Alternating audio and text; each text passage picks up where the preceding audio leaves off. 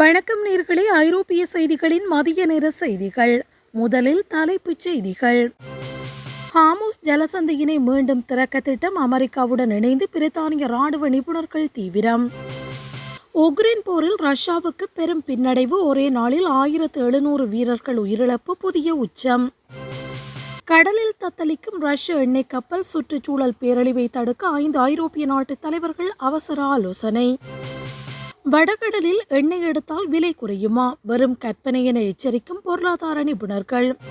Drone பாதுகாப்புக்கு கைமாறாக 4 கோரிக்கைகள், மத்திய கிழக்கு நாடுகளுக்கு உக்ரைன் அதிரடி நிபந்தனை. ஈரான் போர் பதட்டம், வீட்டுக்கடன் வாங்கியோருக்கு பேரிடி, மாத தவணை உயரும் அபாயம். ஐரோப்பிய ஒன்றிய உச்சி மாநாடு, ஈரான் போர் மற்றும் உக்ரைன் கடன் விவகாரத்தில் முக்கிய கவனம். பிரான்சின் புதிய அணுசக்தி விமானம் தாங்கிய கப்பல், பிரான்ஸ் லிப்ரே என பெயரிட்டு மேக்ரோன் பெருமிதம். இனி விரிவான செய்திகள். ஹார்முஸ் ஜலசந்தியினை மீண்டும் திறக்க திட்டம், அமெரிக்காவுடன் இணைந்து பிரித்தானிய ராணுவ நிபுணர்கள் தீவிரம். ஈரானால் முடக்கப்பட்டுள்ள ஹார்முஸ் ஜலசந்தியினை மீண்டும் திறப்பதற்கான சாத்தியக்கூறுகள் குறித்து பிரித்தானிய ராணுவ நிபுணர்கள் அமெரிக்காவுடன் இணைந்து தீவிரமாக ஆராய்ந்து வருகின்றனர். உலகளாவிய எரிசக்தி விநியோகத்துக்கு அச்சுறுத்தல் ஏற்பட்டுள்ள நிலையில் இந்த பாதையினை மீட்டெடுப்பதற்கான பல்வேறு ராணுவ உத்திகள் குறித்து இரு நாடுகளும் ஆலோசித்து வருகின்றன. இந்த பிராந்தியத்தில் நிலவும் பதட்டத்தை தணித்து சர்வதேச கடல்வழி போக்குவரத்தை மீண்டும் பாதுகாப்பானதாக மாற்றுவதே திட்டமாகும். இதற்காக அதிநவீன கண்காணிப்பு அமைப்புகள் மற்றும் கடற்படை பாதுகாப்பை வலுப்படுத்துவது தொடர்பான ஆலோசனைகள் முன்னெடுக்கப்பட்டு வருகின்றன. ஈரான் இந்த பாதையினை மூடியுள்ளதால் உலக சந்தையில் எண்ணெய் விலை உயரும் அபாயம் ஏற்பட்டுள்ளதை அடுத்து இந்த பாதுகாப்பு நடவடிக்கைகள் வேகமெடுத்துள்ளன. சர்வதேச பங்காளிகளுடன் இணைந்து கடல்சார் பாதுகாப்பை உறுதிப்படுத்தவும் தடையற்ற வர்த்தகத்தை நிலைநாட்டவும் பிரித்தானியா உறுதியாக இருப்பதாக தெரிவிக்கப்பட்டுள்ளது.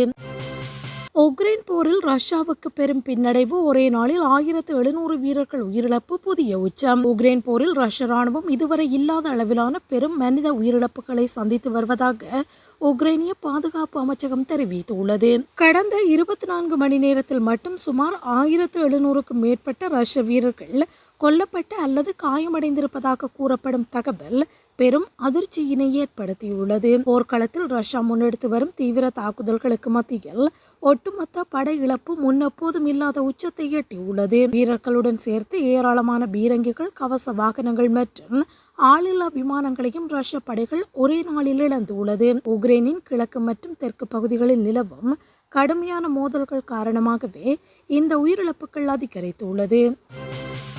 கடலில் தத்தளிக்கும் ரஷ்ய எண்ணெய் கப்பல், சுற்றுச்சூழல் பேரழிவை தடுக்க 5 ஐரோப்பிய நாட்டு தலைவர்கள் அவசர ஆலோசனை. இயந்திர கோளாறு காரணமாக கடலில் கட்டுப்பாடின்றி மிதந்து கொண்டிருக்கும் ரூபி என்ற ரஷ்ய எண்ணெய் கப்பலால் ஐரோப்பிய கடற்பரப்பில் பெரும் பதட்டம் ஏற்பட்டுள்ளது. சுமார் 20,000 டன் அமோனியம் நைட்ரேட் வெடிபொருட்களை ஏற்றிச் செல்லும் இந்த கப்பல் எந்நேரமும் வெடிக்கக்கூடும் அல்லது கசியக்கூடும் என்ற அச்சம் நிலவுகின்றது. டென்மார்க், நோர்வே உள்ளிட்ட 5 ஐரோப்பிய நாட்டு தலைவர்கள் இந்த பேரழிவை தடுக்கவும் கப்பலை பாதுகாப்பான இடத்துக்கு கொண்டு செல்லவும் அவசர தீர்வை தேடி வருகின்றனர். பல நாடுகள் இந்த கப்பல் தங்கள் துறைமுகங்களுக்குள் நுழைய அனுமதி மறுத்துள்ள நிலையில் அதன் தற்போதைய நிலை பெரும் சவாலாக மாறியுள்ளது. ஒருவேளை விபத்து ஏற்பட்டால் அது வடகடல் பிராந்தியத்தின் கடல்சார் சுற்றுச்சூழலை முற்றிலுமாக அழித்துவிடும் என்றும் நிபுணர்கள் எச்சரிக்கின்றனர். சர்வதேச விதிகளுக்கு உட்பட்டு மக்கள் குடியிருப்பு இல்லாத பாதுகாப்பான பகுதியில் இந்த கப்பலை நிறுத்தி பழுது பார்க்கும் முயற்சிகள் தீவிரமாக மேற்கொள்ளப்பட்டு வருகின்றன. வடகடலில் எண்ணெய் எடுத்தால் விலை குறையுமா? வெறும் கற்பனை என எச்சரிக்கும் பொருளாதார நிபுணர்கள். வடகடலில் புதிய எண்ணெய் மற்றும் எரிவாயு கிணறுகளை தோண்டுவதன் மூலம் ஐரோப்பாவின் எரிசக்தி கட்டணங்களை குறைக்க முடியும் என்பது வெறும் கற்பனை என்று நிபுணர்கள் வாதிடுகின்றனர். அங்கு எடுக்கப்படும் எரிபொருட்கள் சர்வதேச சந்தை விலையிலேயே விற்கப்படுவதால் உள்ளூர் நுகர்வோருக்கு நேரடி விலை குறைப்பு பலன் கிடைக்காது என்று சுட்டிக்காட்டப்பட்டுள்ளது. ஒரு புதிய எண்ணெய் கிணற்றை தோண்டி உற்பத்தியினை தொடங்க சுமார் 10 முதல் 20 ஆண்டுகள் வரை ஆகும் என்பதால் இது தற்போதைய நெருக்கடிக்கு தீர்வாகாது. எரிசக்தி பாதுகாப்பை உறுதிப்படுத்த இத்திட்டம் உதவும் என்று அரசாங்கம் கூறினாலும் சர்வதேச சந்தையின் ஏற்ற இறக்கங்களிலிருந்து இது மக்களை பாதுகாக்காது என்றும் ஆய்வுகள் கூறுகின்றன. புதைப்படிவ எரிபொருட்களை விட புதுப்பிக்கத்தக்க எரிசக்தி திட்டங்களில் முதலீடு செய்வதே நீண்டகால அடிப்படையில் விலையினை குறைக்க உதவும் என்று தெரிவிக்கப்பட்டுள்ளது. காலநிலை மாற்ற இலக்குகளை அடைவதில் இத்தகைய புதிய அகழ்வு பணிகள் பெரும் தடையாக இருக்கும் என்றும் சுற்றுச்சூழல் ஆர்வலர்கள் கவலை வெளியிட்டுள்ளனர். ட்ரோன் பாதுகாப்புக்கு கைமாறாக 4 கோரிக்கைகள். மத்திய கிழக்கு நாடுகளுக்கு உக்ரைன் அதிரடி நிபந்தனை. ஈரானிய ஆளில்லா விமானங்களின் அச்சுறுத்தலை எதிர்கொள்ளும் மத்திய கிழக்கு நாடுகளுக்கு உதவ தயாராக இருப்பதாக உக்ரைன் தெரிவித்துள்ளது. இந்த தொழில்நுட்ப உதவிக்கு ஈடாக உக்ரைன் 4 முக்கியமான கோரிக்கைகளை அந்த நாடுகளிடம் முன்வைத்துள்ளதாக அந்நாட்டு செய்தி தொடர்பாளர் குறிப்பிட்டுள்ளார். நவீன வான் பாதுகாப்பு அமைப்புகள், நீண்ட தூர ஏவுகணைகள், உளவு தகவல்கள் மற்றும் போர்க்கால நிதியுதவி ஆகியவையே அந்த 4 முக்கிய நிபந்தனைகளாக கருதப்படுகிறது. ரஷ்யாவுக்கு எதிராக போரிட்டு வரும் உக்ரைன் போர்க்களத்தில் தான் பெற்ற ட்ரோன் எதிர்ப்பு அனுபவங்களை ஒரு பேரும் பேசும் கருவியாக பயன்படுத்துகிறது. ஈரானின் ட்ரோன்கள் உக்ரைனில் பெரும் பாதிப்பை ஏற்படுத்தி வருவதால் அவற்றை முறியடிக்கும் உத்திகளில் உக்ரைன் தற்போது உலக அளவில் முன்னோடியாக உள்ளது. இந்த பரஸ்பர ஒத்துழைப்பு மத்திய கிழக்கின் பாதுகாப்பை உறுதிப்படுத்துவதுடன் உக்ரைனின் இராணுவ வலிமையினையும் அதிகரிக்கும் என்று எதிர்பார்க்கப்படுகிறது. ஈரான் போர் பதட்டம், வீட்டுக்கடன் வாங்கியோருக்கு பேரிடி, மாத தவணை உயரும் அபாயம். ஈரான் மற்றும் இஸ்ரேல் இடையே அதிகரித்து வரும் போர் பதட்டம் காரணமாக உலக சந்தையில் கச்சா எண்ணெய் விலை கடுமையாக உயர்ந்துள்ளது. இந்த எரிசக்தி விலையேற்றம் காரணமாக பணவீக்கம் மீண்டும் அதிகரிக்கும் என்பதால் வட்டி விகிதங்களை குறைக்கும் திட்டம் கைவிடப்படலாம். இதனால் இங்கிலாந்தில் வீட்டுக்கடன் வாங்கியுள்ள மில்லியன் கணக்கான மக்கள் கடும் நிதி நெருக்கடியினை சந்திக்க நேரிடும். வட்டி விகித மாற்றங்களால் வீட்டுக்கடன் வைத்திருக்கின்றவர்கள் மாதம் ஒன்றுக்கு சுமார் 100 பவுண்டுகள் வரை மேலதிகமாக செலுத்த வேண்டியிருக்கும் என்று கணிக்கப்பட்டுள்ளது. வட்டி விகிதங்கள் குறையும் என எதிர்பார்த்து காத்திருந்த மக்களுக்கு இந்த போர் சூழல் பெரும் ஏமாற்றத்தையும் அதிர்ச்சியையும் தந்துள்ளதாகவும் நிபுணர்கள் கூறுகின்றனர். சர்வதேச மோதல்கள் சாதாரணமான மக்களின் அன்றாட வாழ்க்கை செலவிலும் கடன் சுமையிலும் நேரடி தாக்கத்தை ஏற்படுத்த தொடங்கியுள்ளன.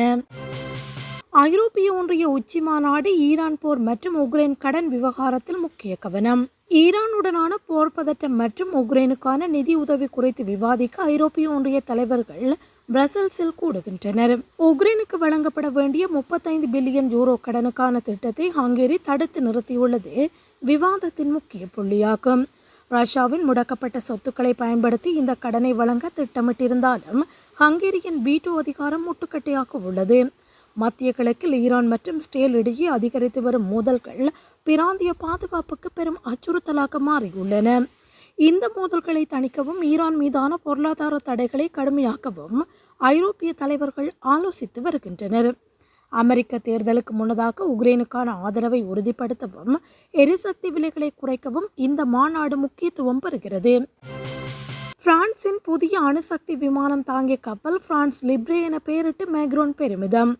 பிரான்ஸ் நாட்டின் அடுத்த தலைமுறை அணுசக்தி விமானம் தாங்கிய கப்பலுக்கு பிரான்ஸ் லிப்ரே என்று அதிபர் இமானுவேல் மேக்ரோன் பெயரிட்டுள்ளார். நாட்டின் இறையாண்மை மற்றும் சுதந்திரத்தின் அடையாளமாக இந்த அதிநவீன போர்க்கப்பல் விளங்கும் என்று அவர் பாதுகாப்புத்துறை கூட்டத்தில் உரையாற்றினார். தற்போது பயன்பாட்டில் உள்ள சார்லஸ் டி கோல் கப்பலுக்கு மாற்றாக உருவாக்கப்படும் இது 2038ஆம் ஆண்டுக்குள் பிரெஞ்சு கடற்படையில் அதிகாரப்பூர்வமாக சேர்க்கப்பட உள்ளது.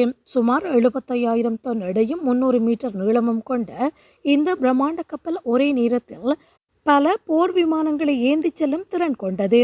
ஐரோப்பாவின் தற்காப்பு திறனை வலுப்படுத்துவதோடு சர்வதேச கடல்சார் பாதுகாப்பில் பிரான்சின் ஆதிக்கத்தை தக்க வைக்க இந்த கப்பல் உதவும் என்று கருதப்படுகிறது. இத்துடன் மதிய நேரத்திற்கான செய்திகள் நிறைவுக்கு வருகிறது. மீண்டும் இரவு நேர செய்திகளோடு இணைந்து கொள்ளுங்கள். வணக்கம்.